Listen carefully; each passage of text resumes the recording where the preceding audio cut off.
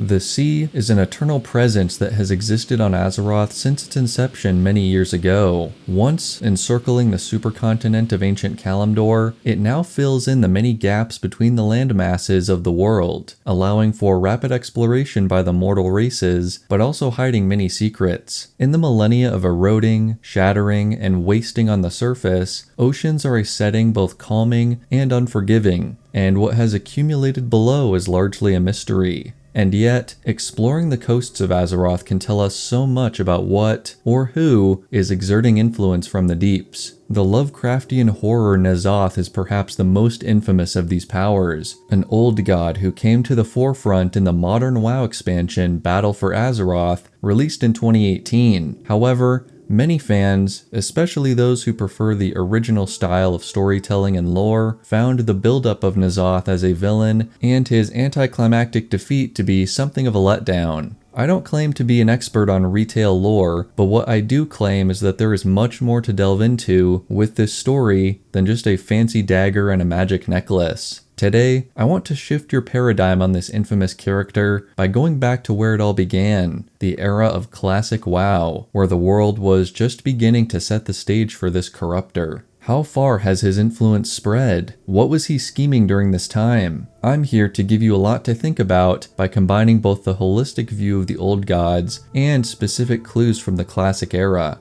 With all that being said, let's get right into it.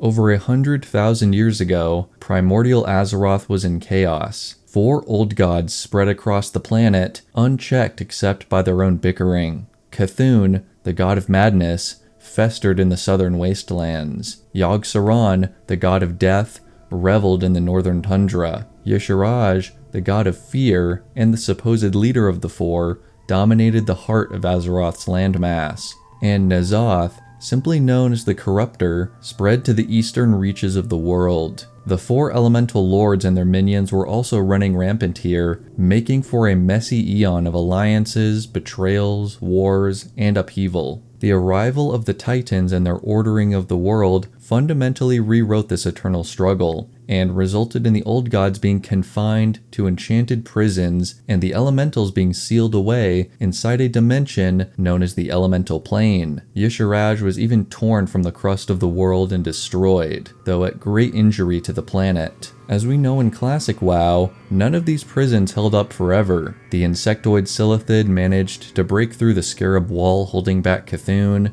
Yogg-Saron's corruption seeped into the very earth of Northrend, and N'Zoth, well, we don't exactly know at this time, but we'll come back to that. The point is, sometime after the departure of the Titans, these prisons began to partially weaken, probably helped along by the cataclysmic sundering 10,000 years ago, which split old Kalimdor into fragments. Since then, old god and elemental activity slowly continued to ramp up across Azeroth, and by the time we venture into the world of classic WoW, we witness both of these threats come into the spotlight. It's also key to note that the old dynamics between these forces still retain some similarities despite being hampered by Titan restraint. The old gods, working in tandem with some of the more chaotic elementals, seek to bring about the end of the civilized world using instruments like the Twilight's Hammer, a doomsday cult that often tries to hide in plain sight. This is perhaps the most direct intrusion into mortal life by the old gods, but many of the conflicts that erupt across Azeroth are orchestrated by this evil, way behind the scenes. One more point to make here is that the old gods do not always work independently, sometimes working together to further their agenda against those who would prevent the apocalyptic Hour of Twilight, an old god collab, or collab if you will. Let's return to the Sundering, as it might be the most important event in understanding N'Zoth's history. According to the Chronicle map from 2016, N'Zoth's prison was once to the west of Uldaman, but still in the eastern part of the old world. Even without relying on Chronicle, this region makes sense for other lore reasons which I'll get to soon. Examining the map post-Sundering, this location is utterly submerged under the newly formed Great Sea, and it's curiously no longer listed on the map. N'Zoth was washed away to the bottom of the sea, never to be seen again. Or so one might believe. Darkshore, one of the most secluded areas of land on Kalimdor. a rainy coast filled with ancient ruins and lots of lore. At Aberdeen, the main Night Elf settlement here, a researcher named Gwyneth Bly-Lagond has taken an interest in this region. Majestic sea creatures are known to launch themselves at the Darkshore coastline, beached there until they die. It is only recently that these creatures started landing on the coast in such alarming numbers. I can't help but think that this is an ill omen of some sort.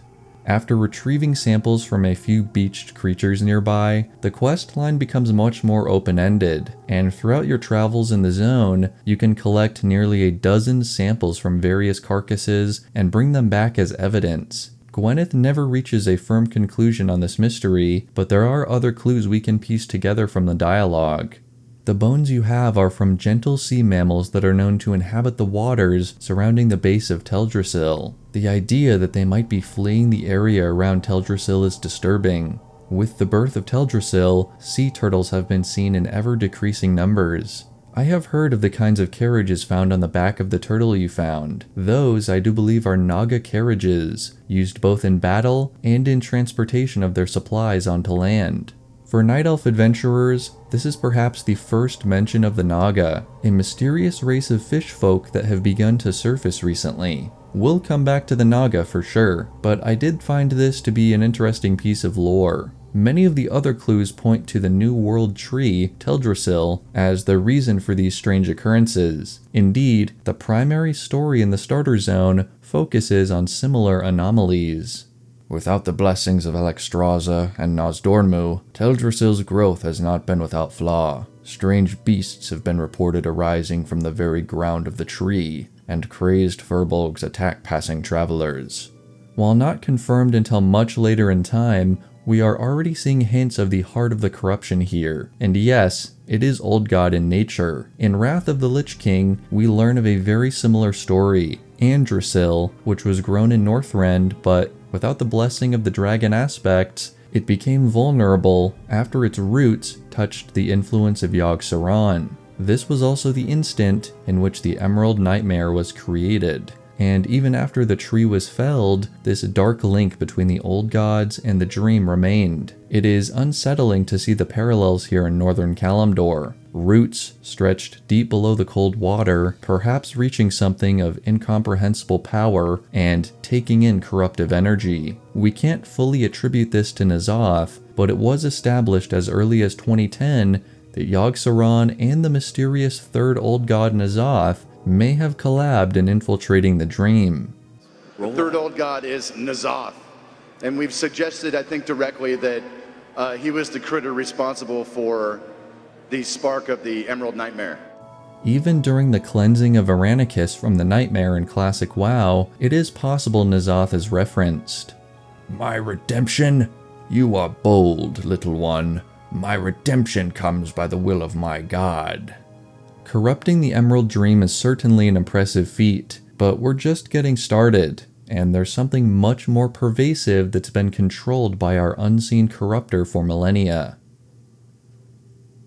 Across Azeroth, the Naga have been springing up along the lonelier coasts of the world, hunting for ancient artifacts and harassing the mortals who dwell nearby. From the coasts of Desolace to Stranglethorn Vale to the shores of Wrathion and beyond, the Naga are usually just a secondary threat in these zones, but when you look at this map, it's clear this pattern poses a very serious threat to Azeroth and her people. The motivations of the Naga aren't always clear within Classic WoW, but most of them either come down to exploration or claiming elven relics, with most of the expeditions cropping up around ancient elven temples or cities. This is because the Naga were once night elves, highborn of Queen Azshara's court, who fell during the sundering into the raging sea. Later on, it is revealed N'Zoth was responsible for this transfiguration, bargaining with the elves as he too was being swept under the waves, still trapped within his sinking prison. Try as I might, I couldn't locate an explicit mention of either the transformation or the old god influence in the classic era game world, but there are plenty of hints. Naga worship shrines of Azshara,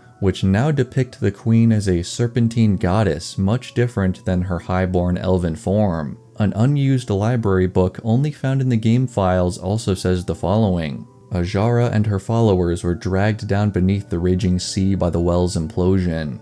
Cursed, transformed, they took on new shapes and became the hateful serpentine Naga. Additionally, it seems the Night Elves are aware of this, though it is not a fact they share lightly with others. The strength and guile of the Naga are well known to the Night Elves. We know this, for we share a history with them. It is a history I care not to repeat. The Old God connection is somewhat lacking here too, but that's part of the plan. Keeping things secret is N'Zoth 101. The one exception to this is a dungeon, well known to many classic WoW players, Black Fathom Deeps. Here, the Naga are seen alongside the Twilight's Hammer cultists in worshipping Aku Mai, an aquatic servant of the Old Gods who dwells in the drowned city. It's hard to pinpoint which Old God is most prevalent here, but my guess is N'Zoth. With Yogg-Saron in the north and Cthulhu in the south, N'Zoth is the most likely candidate to corrupt this area, especially with his affinity for water. I should emphasize that during this time, it's very likely N'Zoth as a concrete entity did not really exist yet, but the idea of a third Old God was very much in motion, and I think the signs point to it being one centered around the Naga and the deep places of the world. To end on today, I'd like to talk about the overall plan of the Naga and how the influence of N'Zoth in the classic time period is much more substantial than you might think. From a lone tower at the edge of Desolace, a wizard of the Argent Dawn wishes to recover a lost artifact. The Scepter of Light, a relic once possessed by the Naga, fell into the possession of the nearby Burning Blade cult. Most curious is the fact that the scepter allows for powerful control of the seas, with legend stating it can sink entire cities beneath the waves. I find it unlikely the Naga gave up this artifact willingly, and I think it was stolen, as their aquatic nature means they would probably want to hang on to something that powerful, especially as it pertains to water. To the south, in Feralas, I theorized in this video that the Naga were planning on collecting another relic and using it to flood Feathermoon's stronghold or sink it below the shoreline. Are you seeing the pattern? Along the shores of Azeroth, these expeditions of Naga seem to be searching for artifacts that could be of use to them in a war against the surface dwellers. Notice how the Naga aren't prepared for war at this point. They're more often explorers, checking out long-abandoned ruins of their kin. The notable exception to this are the Riplash ruins in Northrend, where the Naga have been worshipping Azshara for hundreds of years. Perhaps an area this remote wouldn't cause any disturbance, or perhaps there's some other special connection here that warranted a more long-term stay away from the underwater capital of Nazjatar. During Wrath of the Lich King, it was stated the Naga were making preparations to melt the polar ice caps and cause a flood, but the sudden arrival of the Kavaldir raiders ended these plans before they could come to fruition. As a side note, even something as simple as Murlocs, or at least some of the coastal tribes, seem to be appearing in sync with the Naga, creating something of a watered-down, pun intended, threat, perhaps in areas where the Naga wish to secure but don't want to send in a full expedition yet. This lines up with the story of Warcraft 3, where Murlocs are often shown to be subservient to Naga, such as the Sea Witch Zarjira on the Darkspear Islands. Anyway, point being, most of the schemes we uncover surrounding the Naga seem to be the predicates for war against the surface. For 10,000 years, N'Zoth and his new minions have been preparing, and now they're ready to show their hand. As I mentioned earlier, the end goal of the Old Gods is to bring about the Hour of Twilight. In Cataclysm,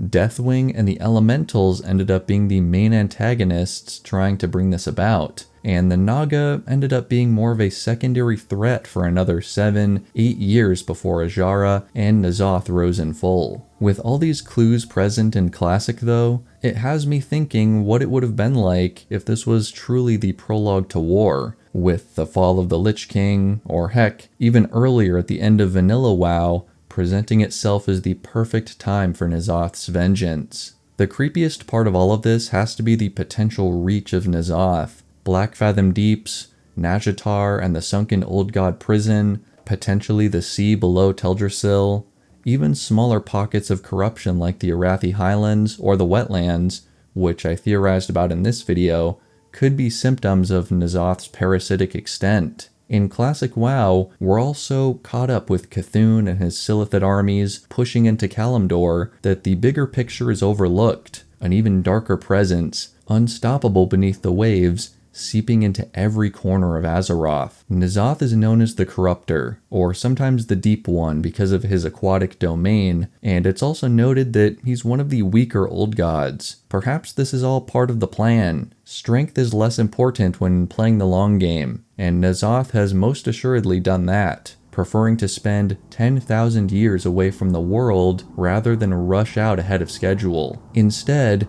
dominating the seas in secret with his legions of Naga has helped N'Zoth set the board perfectly in his favor, and when all is said and done, perhaps the Highborn will once again rule the surface world as in days of old, a new empire fit for the followers of the Void.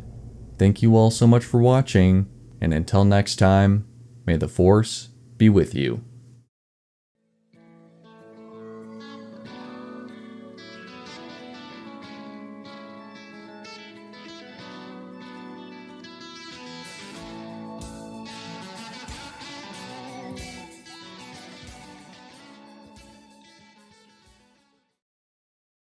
Saturday's done. Flip it over.